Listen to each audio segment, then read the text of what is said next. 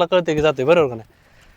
तुम्ही असं टाकताय कधी कधी डबल, ही नाही झालं पाहिजे. एकच टार्गेट फक्त मसलमधून एकदाच निघलं पाहिजे गोळा, असं डबल डबल नाचवायचं नाही.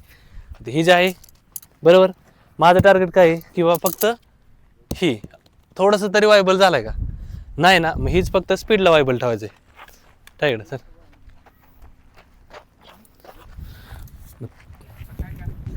बरोबर. आता माझं टार्गेट काय, ही जी स्लो मोशनमध्ये केलं ही सेम, आता ही फक्त मी स्पीडमध्ये, माझं टार्गेट काय राहणार आहे, फक्त हितनं जाणार आहे गोळा. दुसरी गोष्ट स्पीड मला मेंटेन ठेवायचं आहे.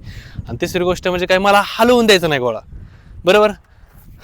आता गोळा तुम्ही हलतोय का एवढं बघायचं, कारण की हल्ला नाही तर तुमचं ती जेवढं स्पीड लावलेलं आहे ती जाणार आहे. जर हल्ला तर तुम्ही पडायच्या आधीच म्हणणार संपला, नाही जात बरोबर. ही फरक आहे. आता बघा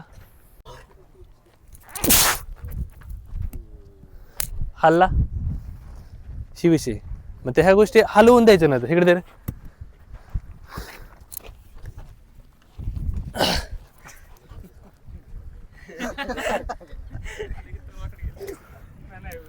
तसलं नाही, परत माणसाला मास्तर बारकं गोळ टाकते. ते माझं कसं झालं उलट, आता ती पळून जाय ना आज, ते कधी कधी काय म्हणतात त्याला, दिवस फॉर्मचा नसतो. आता स्टँडिंग जेवढा लांब जाते तेवढा असं जाय नाही, हे राहतं. म्हणजे परत एकदा बघा, गोळा माझा शोल्डरमधनं हलतोय का किंवा पुढे जाताना स्प्रिंग होतोय का, त्याच्यामुळं गोळा पळत येऊन टाकण्यापेक्षा ना स्टँडिंग लय महत्वाचं राहतं. तुमचं ती बारीक सारीक चूक आहेत ना हे स्टँडिंगवरती बरोबर. मला एकदाच फक्त वर यायचं आहे आणि ती पण एकदम असं रिलॅक्समध्येच येते मी, असं वसवस पण करत नाही. आता मी ताकद लावत नाही, फक्त मी डायरेक्शन देणार आहे. कसल्याच प्रकारची ताकद लावत नाही. तुम्ही बघा ताकद लावतोय का बघा, फक्त मी बरोबर अँगलने वर येतोय, ताकद नाही,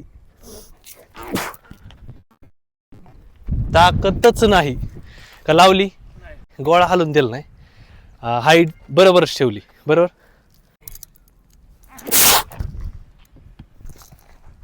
काहीच नाही काय केलं, आता स्पीड लावतो, आता स्पीड लावतो.